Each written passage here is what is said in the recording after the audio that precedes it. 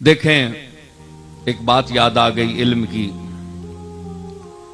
ایک شخص نے کہا وہ داری تھا, منکر, اللہ کا منکر تھا. وہ کہتا ہے زمین آسمان اسی طرح بنے ہوئے ہیں اور چلتے جائیں گے. اس نے کہا کہ ہر مجعول کے لیے جائل کا ہونا ضروری ہے, ہر مخلوق کے لیے خالق کا ہونا ضروری ہے, ہر مصنوع کے لیے صانع کا ہونا ضروری ہے.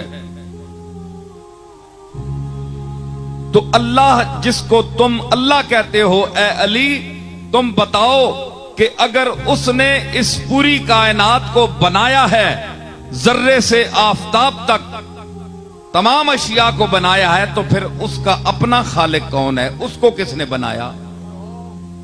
یہ اس نے مولا علی پر سوال کر دی. اب دیکھو بیان کا مقام, علمہ البیان ہے جی.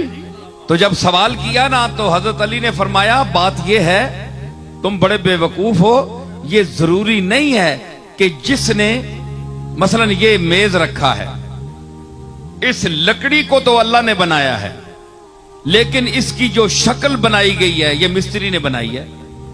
تو اب ضروری ہے کہ یہ شکل اس وقت تک آپ کے سامنے نہیں آ سکتی جب تک کوئی مستری اس کو بڑھائے نہیں. یہ پکی بات ہے نا, ٹھیک ہے. یہ جو کچھ آپ دیکھ رہے ہیں, جو اپنے ہاتھوں سے آپ بناتے ہیں, اس کے لیے فنکار کا ہونا ضروری ہے. تو اب ضروری ہے کہ فنکار کو پھر کس نے بنایا؟ فنکار نے تو بہت چیزیں پیدا کی, بنا دی, لیکن فنکار کو کس نے بنایا؟ تو سب بولیں گے کہ اللہ نے بنایا, اس کو اللہ نے پیدا کیا.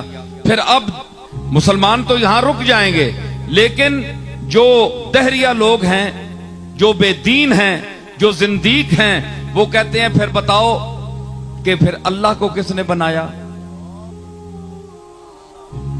مسلمان تو خاموش ہے, وہ کہتا ہے کہ وہ اپنی ذات سے قائم ہے, اس کا کوئی خالق نہیں, لم یلد ولم یولد. مگر وہ کہتا ہے کہ نہیں, میں عقل ظاہر سے ماننا چاہتا ہوں, عقیدے سے نہیں. اگر میں قرآن کو مانتا تو پھر قرآن نے جو کچھ کہا ہے وہی میرے لیے کافی ہوتا. میں تو جس نے قرآن کو نازل کیا ہے اس کو بھی نہیں مانتا, تو قرآن کو کیسے مانوں؟ مجھے بتاؤ اے علی, بتاؤ تمہیں جو شہر علم کا دروازہ کہا گیا ہے, نبی نے اپنے علم شہر کا تمہیں دروازہ کہا, تو اب دروازہ ہونے کا ثبوت دو.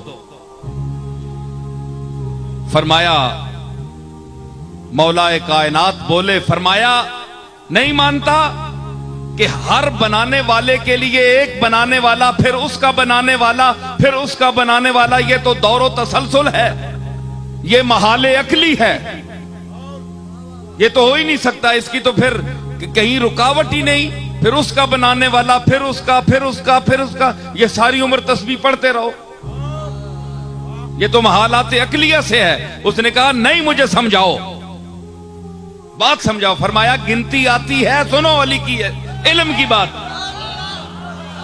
فرمایا گنتی آتی ہے جی, 1 2 3 4 5 6 گنی نا.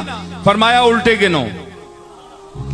اس نے کہا 6 5 4 3 1. جناب علی نے فرمایا 1 سے پہلے گنو.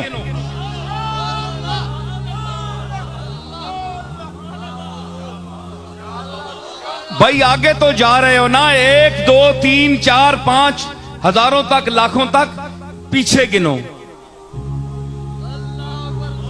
اس نے کہا جناب 1 سے پہلے تو ہے ہی نہیں.